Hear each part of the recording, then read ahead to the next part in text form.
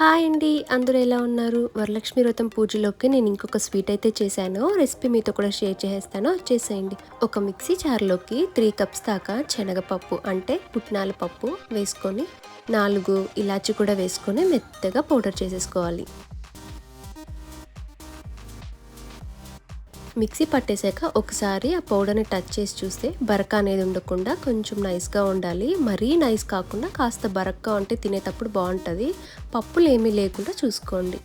3 cups శనగపప్పు తీసుకున్నాను కాబట్టి 1.5 కప్పు షుగర్ తీసుకుంటున్నాను సేమ్ కప్పుతో. ఈ షుగర్ని కూడా నేను ఒకే ఒక్క రౌండ్ మిక్సీ పట్టేసుకుంటాను. మరీ మెత్తగా పౌడర్ చేసుకోకండి, లైట్గా మిక్సీ పట్టేసుకోవాలి. ఇప్పుడు ఈ షుగర్ కూడా ఈ పౌడర్లో కలిపేసుకొని నీట్గా మిక్స్ చేసేసుకుందాం. మీరు స్వీట్ ఎక్కువ తినే వాళ్ళైతే ఇంకొంచెం షుగర్ అయితే యాడ్ చేసుకోవచ్చు. ఇప్పుడు 1 కప్పు దాకా ఎండు కొబ్బరి తురుము వేసుకుంటున్నాను. మీ దగ్గర ఎండు కొబ్బరి తురుము లేకపోతే పచ్చి కొబ్బరి తురుమైనా యాడ్ చేసుకోవచ్చు. ఈ 3 బాగా మిక్స్ అయ్యేలాగా కలుపుకోవాలి, ఉండలు లేకుండా కలుపుకోవాలి. నేను మైదా పిండి ఆల్రెడీ కలిపేసి పెట్టేసుకున్నానండి. చూసారా, ఈ మైదా పిండి డఫ్ అనేది చాలా స్మూత్గా ఉండాలి, అస్సలు చేతికి అంటుకోకుండా ఉండాలి. ఫస్ట్ ఈ మైదా పిండి మొత్తం చిన్న చిన్న ఉండలు చేసేసుకుందాము.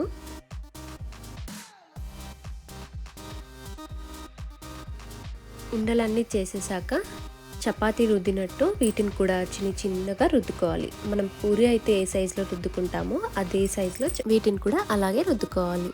నేను అన్నీ ఒకేసారి చేసేసుకుంటున్నాను, ఒకదాన్నే చేసుకుంటున్నా కాబట్టి.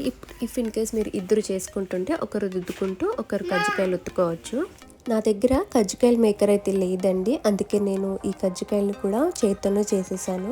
నేను చేత్తో ఎలా చేశానో చూపిస్తాను, వచ్చేసేయండి.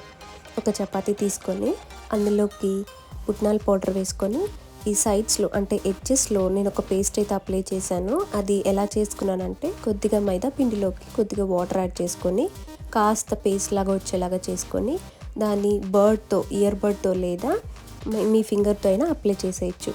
ఈ ఎడ్జ్ని ఆ ఎడ్జ్కి అటాచ్ చేసేసి ఈ చివరల్లో ఇలా నేను రోల్ చేసుకుంటున్నాను. ఫినిషింగ్ అయితే ఇలా వస్తుంది.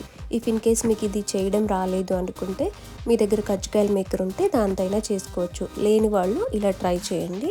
మీకు ఇలా రోల్ చేస్తుంటే ఫినిషింగ్ సరిగ్గా రాలేదు అనుకున్న వాళ్ళు జస్ట్ అటువైపుది ఇటువైపు అటాచ్ చేసేస్తే సరిపోతుంది. ఇలా రోల్ చేయకుండా నార్మల్గా అటాచ్ చేసేస్తే సరిపోతుంది. ఫైనల్లో మీరు ఎలా చేసినా సరే షేప్స్ మనం ప్యాన్లో వేసేటప్పుడు ఈ కజ్జికాయలు అనేది లోపల స్టఫ్ చేసిన పౌడర్ బయటికి రాకుండా మీరు అటాచ్ చేసుకుంటే సరిపోతుంది. ఇప్పుడు ప్యాన్లో ఆయిల్ వేసుకొని ఆయిల్ బాగా హీట్ అయినాక ఒకదాని తర్వాత ఒకటి నెమ్మదిగా వేసుకొని ఈ కజ్జికాయలు అనేది లైట్ గోల్డెన్ బ్రౌన్ వచ్చేదాకా కాల్చుకుంటే సరిపోతుంది.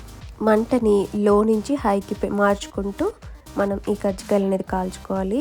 మంట ఎక్కువలో పెట్టేస్తే పైన తొందరగా కాలిపోతాయి కానీ పిండి అనేది లోపల దాకా కాగదనమాట.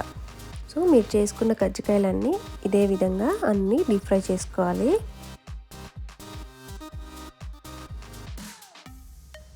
నేను తీసుకున్న కొలతలతో నాకైతే ఒక 20 కజ్జికాయలు అయితే వచ్చాయండి. అంతేనండి, ఎంతో ఈజీగా టేస్టీగా క్రిస్పీగా కజ్జికాయలు.